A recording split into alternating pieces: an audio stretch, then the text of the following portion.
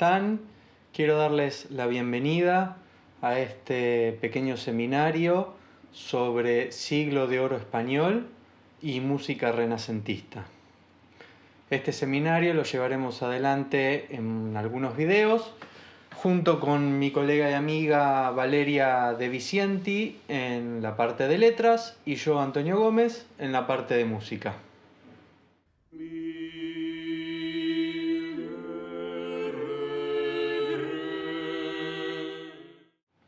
En este primer video vamos a entrar en características generales de la música renacentista que, debido a lo extenso y complejo del tema, nos excede del ámbito de unos videos, pero por lo menos ver aspectos generales que son importantes para el músico en sí.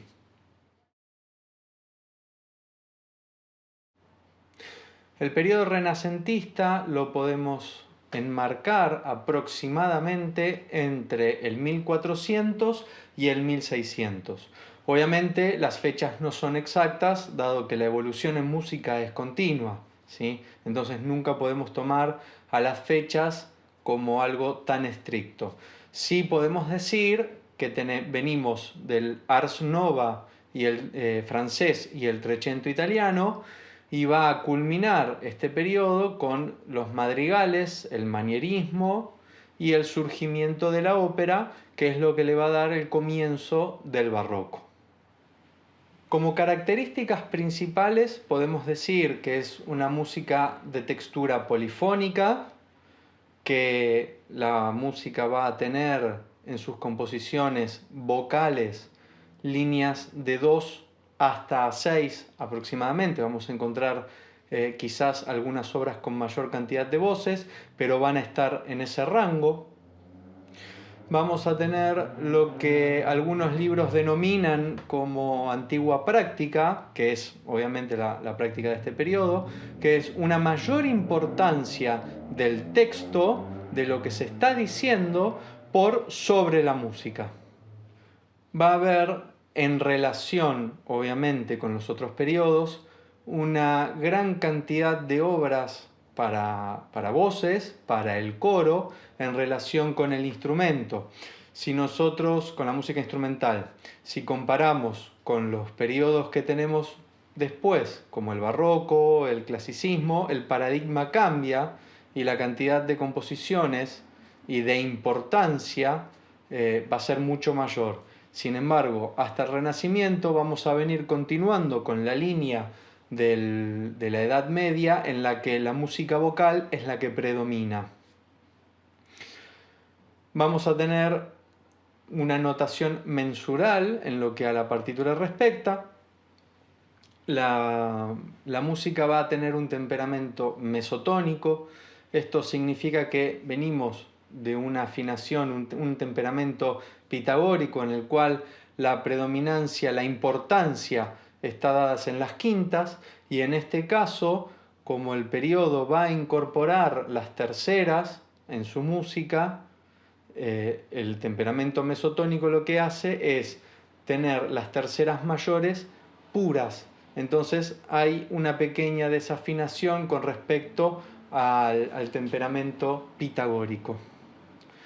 Otra característica es que esta música va a ser de carácter modal, a diferencia de nuestra música actual o de la mayoría de la música popular y de la música que nos rodea, que es tonal. Esta música va a ser modal, herencia también de la Edad Media.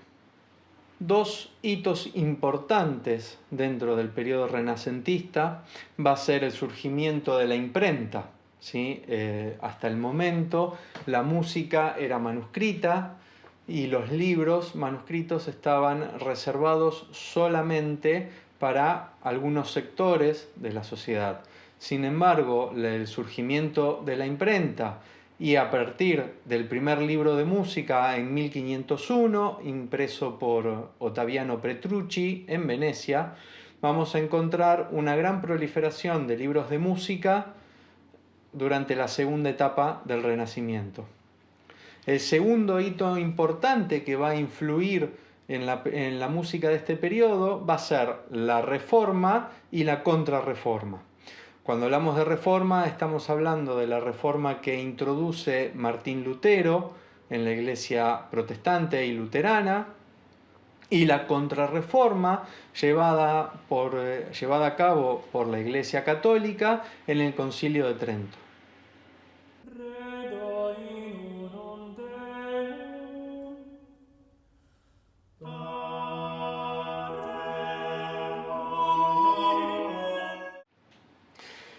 La música de este periodo la podríamos dividir en dos grandes géneros, que va a ser el de la música litúrgica y la música profana. Vamos a tener las misas, Magnificat y motetes. La misa va a ser una herencia del medioevo. Debemos recordar que las misas medievales estaban divididas en dos partes. En el ordinario de la misa, que era una parte invariable que se daba a lo largo de todo el calendario litúrgico, y el propio, el cual sí se modificaba según distintas partes del calendario litúrgico y respondían a textos, a cuestiones muy puntuales.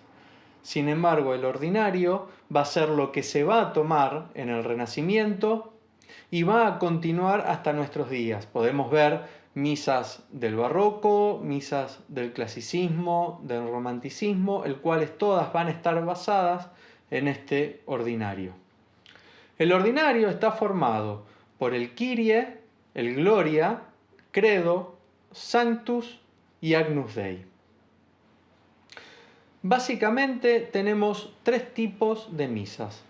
La misa del Cantus Firmus, la cual tomaba un canto llano preexistente, por lo general compuesto en el medioevo, se introducía en una voz que era llamada el tenor y los compositores escribían otras tres voces nuevas a partir de esta voz. También se podían tomar melodías populares, como puede ser la melodía de Lo me armé, de la cual muchos compositores escribieron misas.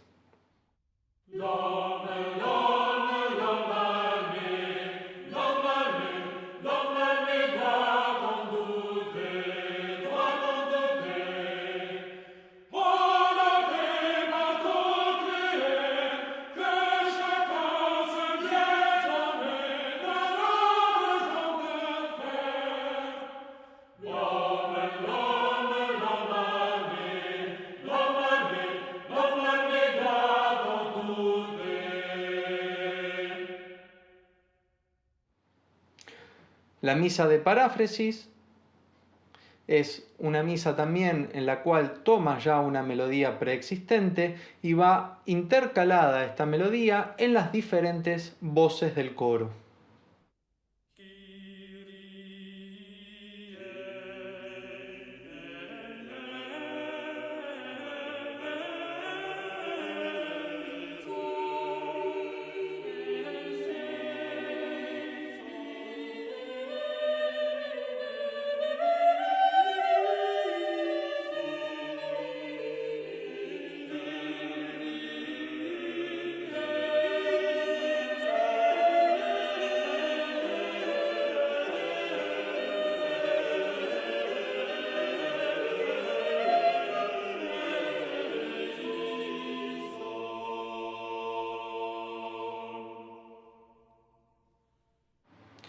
Por último, tenemos la misa de parodia, la cual provenía el material desde un motete ya compuesto, puede ser por el mismo compositor u otro compositor, y se iban imitando las voces a partir de esta melodía ya escrita.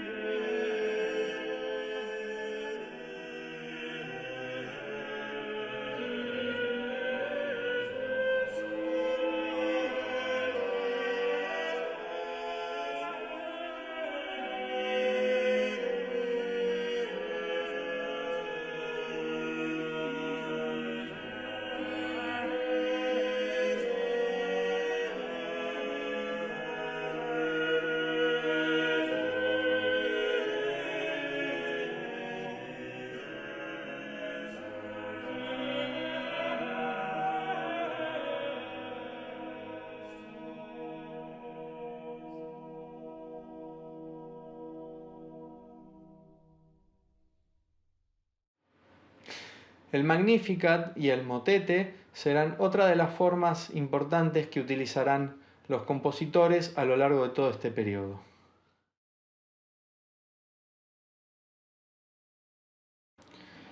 Con respecto a la música profana, vamos a encontrar diferentes estilos en cada país.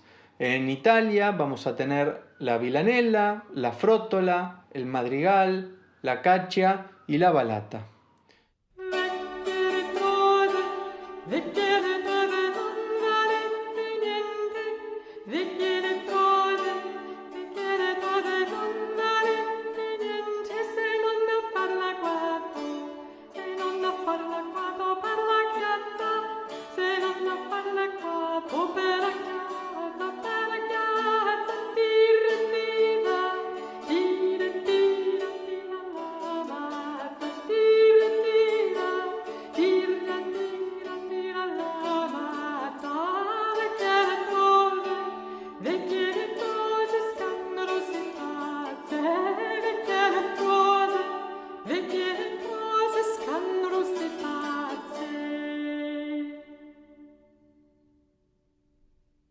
En España, el romance y el villancico.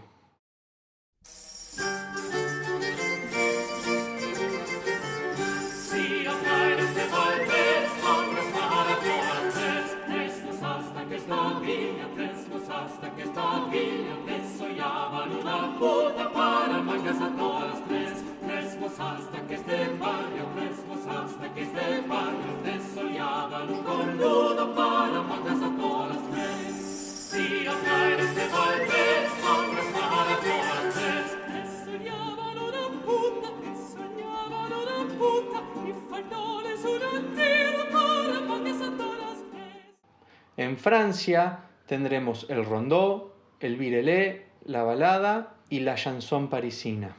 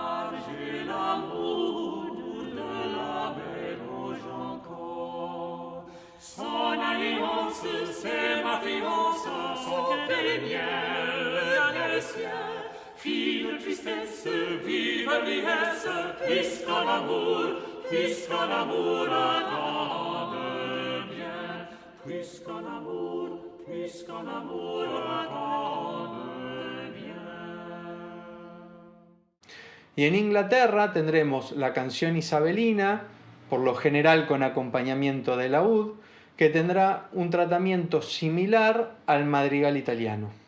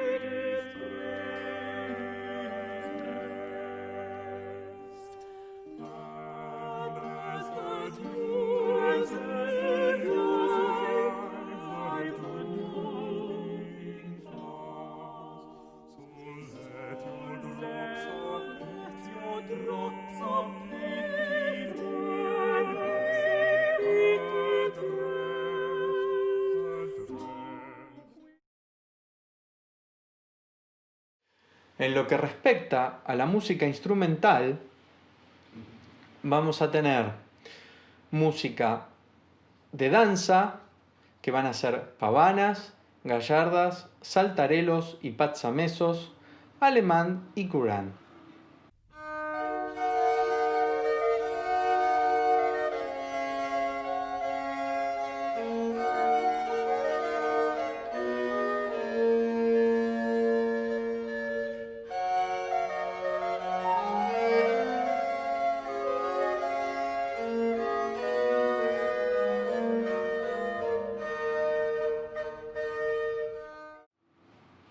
Después vamos a tener formas improvisatorias, que se llamarán preludios, tocatas o tientos.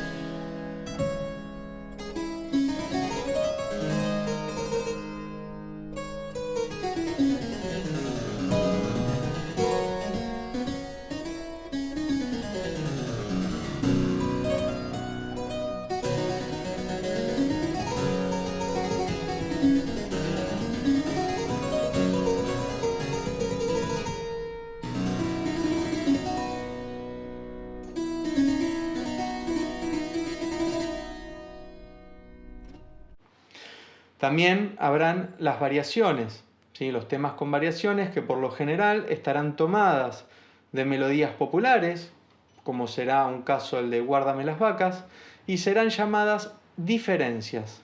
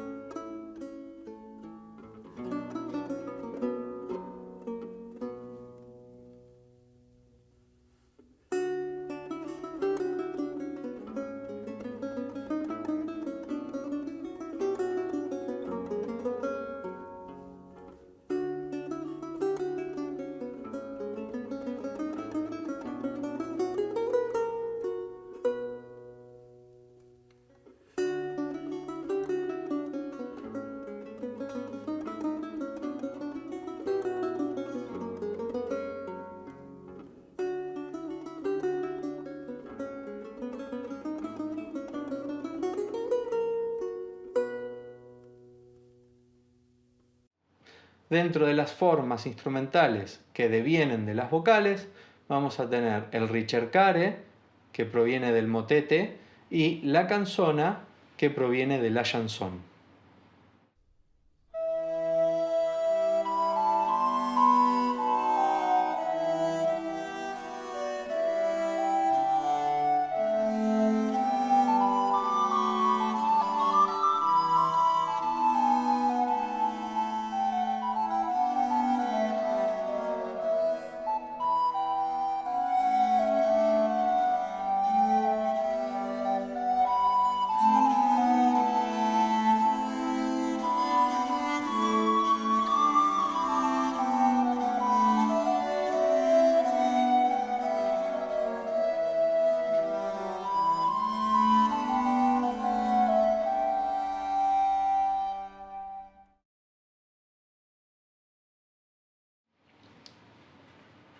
Instrumentos propios de este periodo serán la viola da gamba, viola da braccio, vihuela, laúd, cítern, el arpa, flauta de pico, chirimía, sacabuches, y en la parte de tecla, el órgano, clavicémbalo y virginal.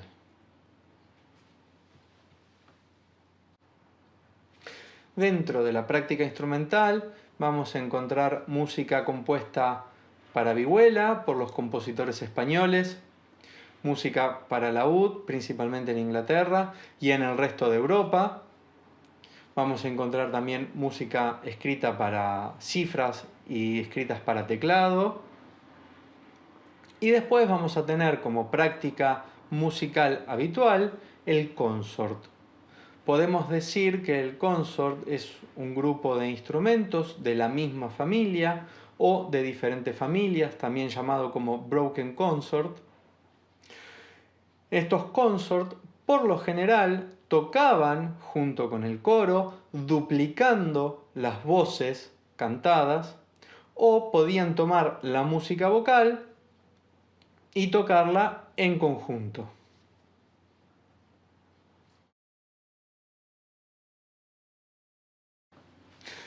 Pasemos ahora a dos cuestiones más bien teóricas de la época.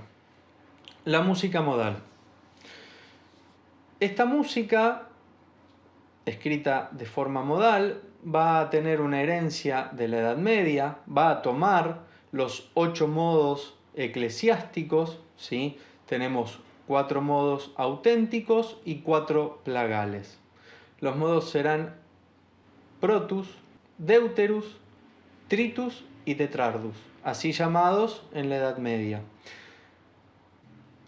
Estos modos también serán llamados tonos, tonos 1, tono 2, tono 3, tono 4. Es muy común encontrar, por ejemplo, en la música compuesta para vihuela, que diga fantasía del cuarto tono. Lo que respecta a la música se escribía en partichelas, la música impresa estaba escrita en partichelas, no tenían barras de compás, como lo conocemos hoy en día.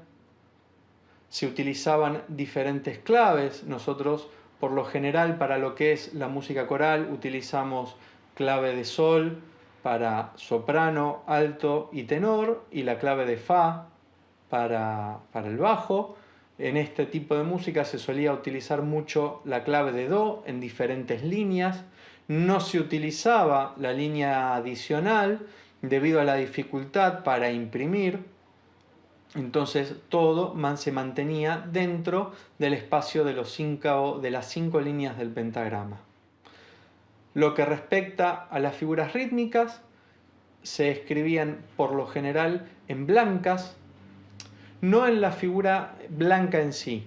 Se utilizaban figuras de valor más grande, más largo, pero sí no se escribían en negro como escribimos nosotros habitualmente. Esto por un problema de la imprenta, porque el imprimir todo en negro hacía que manchara la hoja y pasara del otro lado. Entonces, como una práctica habitual de esta época, nos vamos a encontrar con las figuras, por lo general, todas en blancas, ¿sí? Pero va a haber una diferencia en la escritura de figuras más largas y más cortas.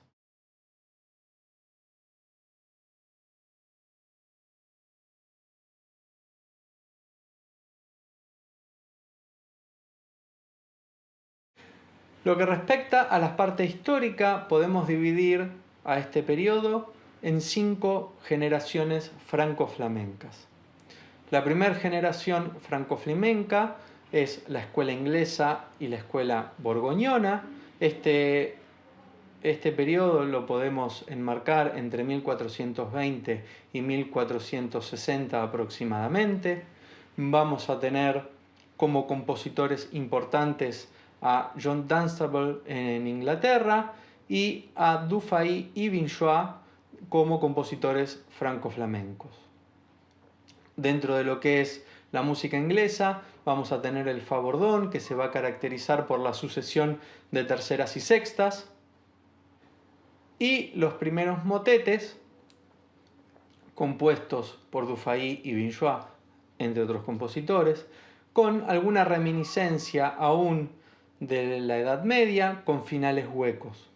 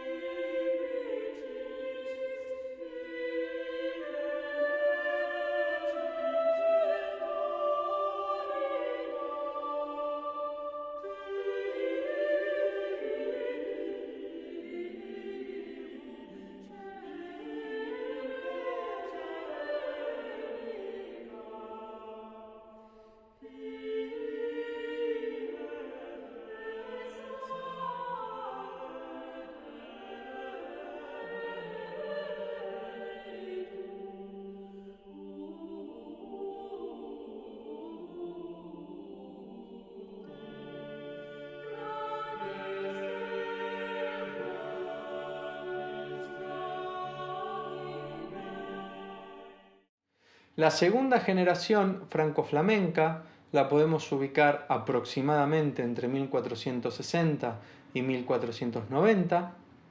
El compositor más importante será Johannes Ockeghem.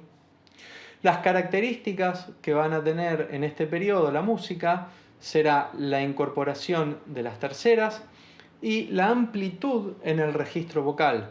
Vamos a encontrar en la música de coro un registro mucho más grave en comparación con nuestra primera generación.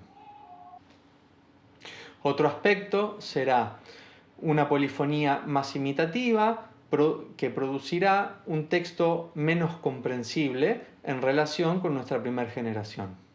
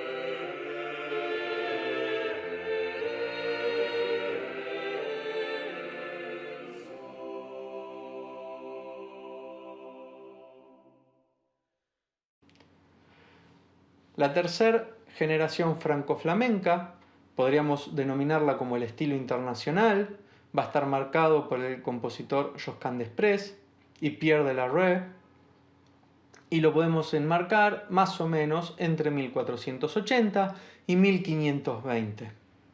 Como características de la música vamos a tener pasajes en 2 y 3 voces, cadencias claras, algunos pasajes homofónicos que remarcarán el texto, y habrá una gran proliferación de lo que llamaremos estilos nacionales dentro de la música profana.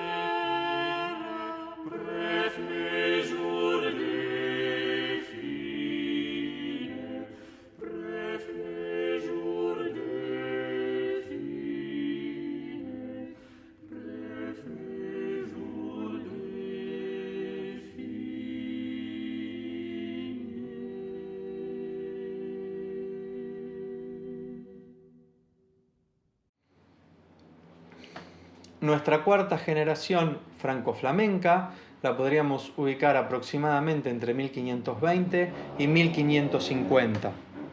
Los compositores más importantes serán Adrián Villaert, Clemens Non-Papa, Nicolás Gombert, Cristóbal de Morales y Ludwig Self. Como características vamos a tener utilización de cadencias con saltos de cuartas y de quintas, una mayor polifonía imitativa, entradas canónicas, que nos darán un texto menos comprensible.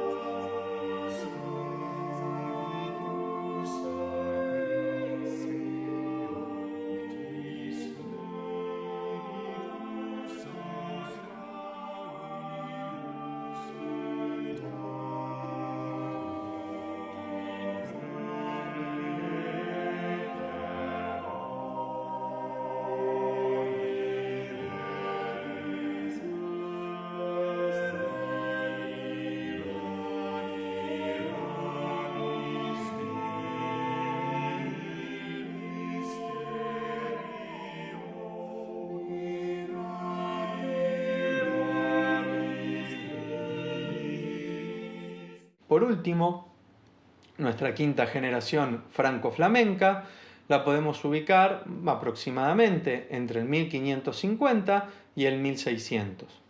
Los compositores más importantes serán Palestrina, Orlando di Lasso, Tomás Luis de Victoria y William Byrd. Esta generación se va a ver influenciada por la Contrarreforma y el Concilio de Trento, en el cual van a decir que la música con una polifonía, con entradas imitativas en canon y un texto poco comprensible, no es adecuado para el ámbito de la misa. Por lo tanto, los compositores se verán obligados a tener una polifonía un poco más clara y un texto más comprensible. Producto de esto será la música de Palestrina y la misa del Papa Marcello.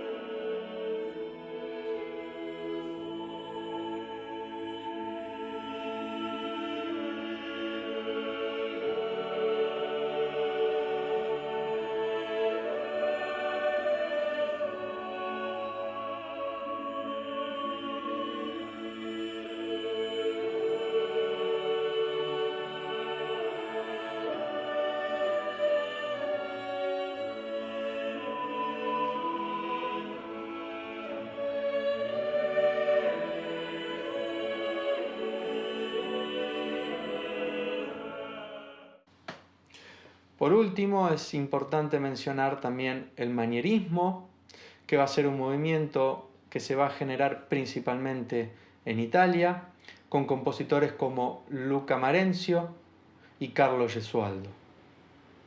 Lo vamos a encontrar principalmente en los madrigales de estos compositores, en los cuales se utilizarán cromatismos y disonancias con el objetivo de resaltar aquello que expresa el texto.